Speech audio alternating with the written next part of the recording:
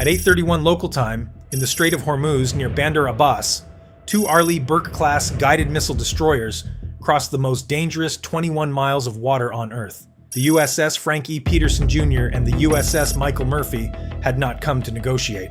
They had come to establish a fact that the United States Navy would transit this waterway regardless of what Iran's Islamic Revolutionary Guard Corps Navy placed in its path, on the surface or below it. What happened next would become the opening move of a campaign that is still unfolding. The moment both destroyers crossed the territorial boundary at the eastern entrance of the strait, Iranian IRGCN patrol vessels began tracking their position. Radio challenges broadcast on maritime emergency frequencies, what Iranian state media later characterized as a final warning to U.S. naval units, were met with a single response from the American formation. The destroyers were transiting in full compliance with international maritime law, as they were entitled to do, as they had always been entitled to do, and as the 42-day blockade had failed to change. According to reporting from multiple regional outlets, U.S. forces neutralized at least one Iranian-directed, unmanned surface vessel that approached the formation at close range during the transit. Tehran denied the incident entirely. Tehran also denied that the transit had occurred at all, issuing statements claiming the American destroyers had reversed course upon receiving the IRGCN's radio challenge. Satellite imagery from commercial providers showed both vessels continuing northwestward through the strait. But the ships were only the beginning, because directly beneath them and in the water ahead of them lay the real problem. And it was not one Iran could solve even if it wanted to. To understand what the Frank E. Petersen Jr. and the Michael Murphy were actually doing in the Strait of Hormuz on April 11th, you have to understand what has been happening to Iran's mines since the moment they were laid. CENTCOM formally announced a mine-clearing operation in the strait in the days preceding the transit. What that announcement confirmed was something that mine warfare experts had been warning about since early March. Iran had lost control of the weapon it created. The IRGCN deployed thousands of naval mines across the strait, beginning in the opening days of Operation Epic Fury.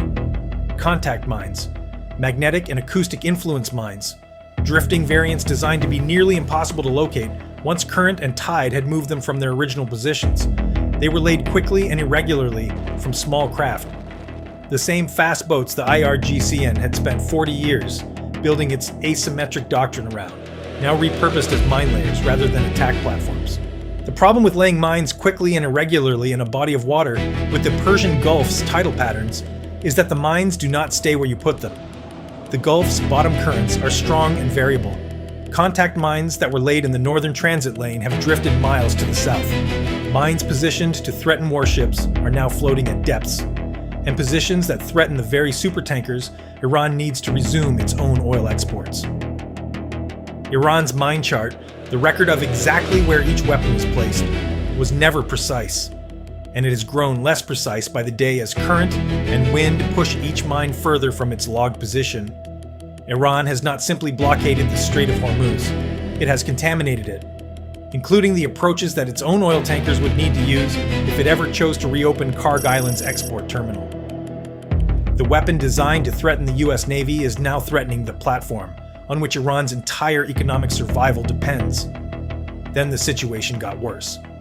Following 21 hours of direct negotiations in Islamabad, Pakistan, held through Pakistani intermediaries and confirmed by multiple regional diplomatic sources, the parties failed to reach a definitive agreement on the conditions under which Iran would clear or disclose the location of its minefields.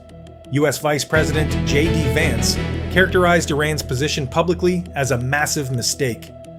The language was pointed enough to signal that Washington was moving from the diplomatic track to something else. That something else has a name. Media reporting in the days following the collapse of the Pakistan talks began circulating the outline of what analysts are calling the out-blockade doctrine, a US Navy posture in which, rather than simply clearing mines and escorting tankers through the strait, the United States would establish direct physical control over the entrance and exit corridors of the Strait of Hormuz itself. This is not an escort operation. It is not a mine-clearing campaign. It is the seizure of transit authority over the world's most critical energy choke point. Under the out-blockade framework as described by regional and defense analysts, every vessel seeking to enter or exit the Persian Gulf would do so at the discretion of the United States Navy. Not by Iranian permission, not by international convention in the traditional sense, but by American decision. Ships would be stopped, identified, searched if necessary, and cleared for transit or denied. Iran's ability to use the strait as a strategic lever to decide which oil moves and which does not, which flag state is permitted passage and which faces harassment, would be removed entirely and replaced with American decision authority. President Trump made his position explicit on his personal social media account in the days following the Pakistan talks collapse. We will open that strait even if we don't use it, because we didn't get help from NATO or the world. The language is unambiguous. The United States is prepared to do this unilaterally if no coalition forms, and it considers the absence of Allied participation an irritant rather than a veto. But what they didn't know, or chose not to say publicly, was how close the physical conditions for this operation were to being in place. The Frank E. Petersen Jr. and the Michael Murphy are not mine hunters. They are Arleigh Burke-class guided missile destroyers equipped with SPY-6 phased array radar, SM-2, and SM-6 interceptors, Tomahawk cruise missiles, and the full Aegis combat management suite. Their purpose in the transit was not to sweep mines. It was to establish armed presence in the waterway and to create the protected corridor into which the actual mine-clearing assets would follow. Those assets are unmanned underwater vehicles, high-endurance autonomous systems designed to scan the seafloor at slow speed, identify mine signatures, and either mark them for neutralization or destroy them directly. CENTCOM has confirmed their deployment. Their specific capabilities and current operating positions are classified, but their mission is the same one mine hunters have been executing since the Second World War, now performed without the crew aboard who would otherwise be directly above the threat. The transit produced an immediate visible effect. 3 very large crude carriers, supertankers loaded with crude oil bound for Asian markets, transited the Strait of Hormuz, following the Frank E. Petersen Jr. and Michael Murphy passage. They were the first commercial vessels to make the crossing since the blockade's effective date in early March. They moved through the 21 nautical mile corridor that the destroyers had just demonstrated was physically passable, and they arrived on the far side intact. That is 3 ships. The historical average is 138 vessels in 24 hours. But the significance of those 3 transits is not the number. It is the signal. Brent crude has been trading above $100 per barrel since early March, touching $114 at its peak, levels not seen since the COVID-19 pandemic. The International Energy Agency has described the Hormuz closure as the greatest global energy security challenge in its institutional history. The 3 supertanker crossings did not reopen the market. They demonstrated that a reopening is physically achievable. The economic pressure driving this operation is not abstract. Europe entered this crisis at 30% gas storage capacity after a difficult winter. Dutch natural gas benchmarks nearly doubled to over 60 euros per megawatt hour by mid-March. The IMF has publicly stated that every 10% increase in energy prices adds approximately half a percentage point to global inflation. Chemical manufacturers across the UK and the European Union imposed energy surcharges of up to 30%. Bangladesh, Pakistan, and the Philippines have each implemented measures to reduce domestic energy consumption. And then there is the dimension that receives less coverage, but is equally significant. Iran's own oil exports pass through the Strait of Hormuz. The Karg Island export terminal, which handles 90% of Iran's crude revenue, cannot ship a barrel while Iranian mines are drifting through the approaches. Iran built a weapon to threaten the US Navy and successfully used it to blockade its own primary source of government income. The mines it cannot locate are sitting between the Karg loading buoys and open water.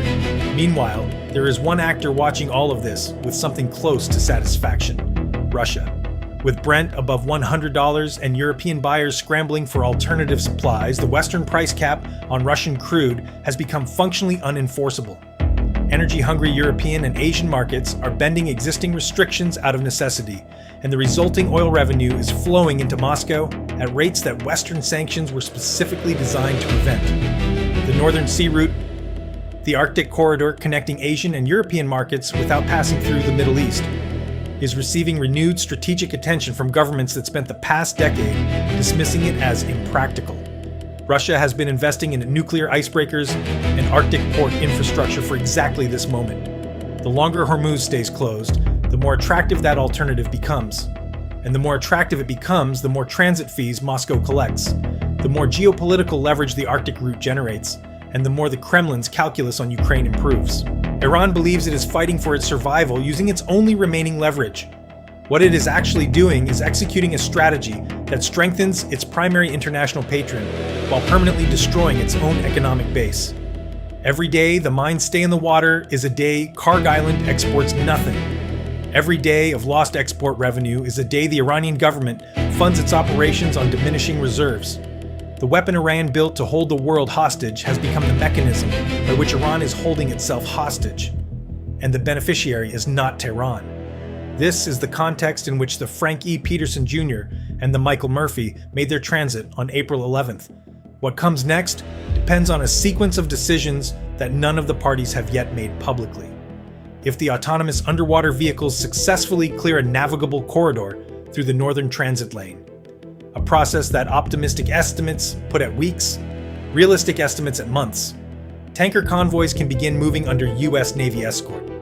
Cargo volume could recover to perhaps 40% of pre-conflict levels within the first weeks of operation. Oil markets would respond within hours of the first confirmed convoy completion. If Iran's uncompromising posture continues past the window the ceasefire framework creates, the out-blockade posture moves from doctrine to deployment.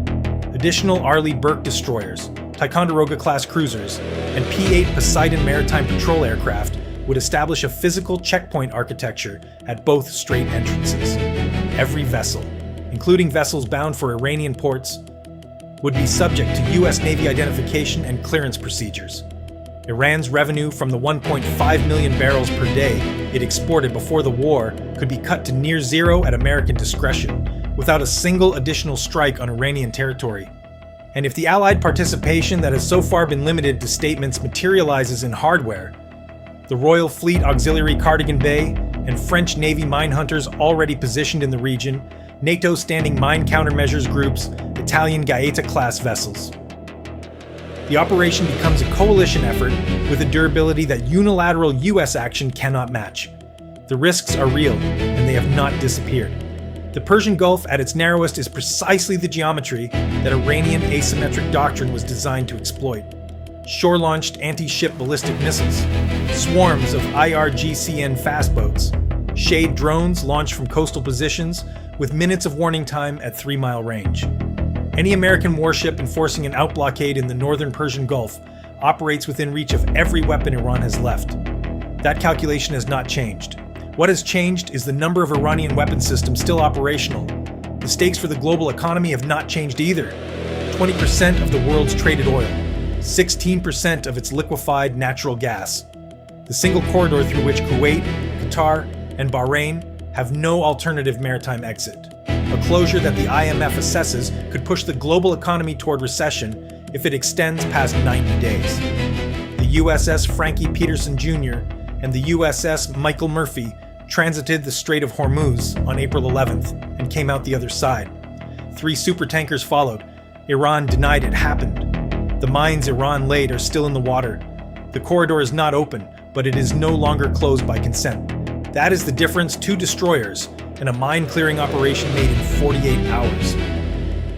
And the out-blockade doctrine sitting behind them is the reason Tehran's negotiators in Islamabad could not find terms they were willing to accept. The next 72 hours will determine whether this becomes a transit or a doctrine, whether the mines come out or the blockade goes in, and whether the Strait of Hormuz becomes a corridor again or a checkpoint. If you enjoyed this video, subscribe to the channel and check out our other breakdowns. See you next time.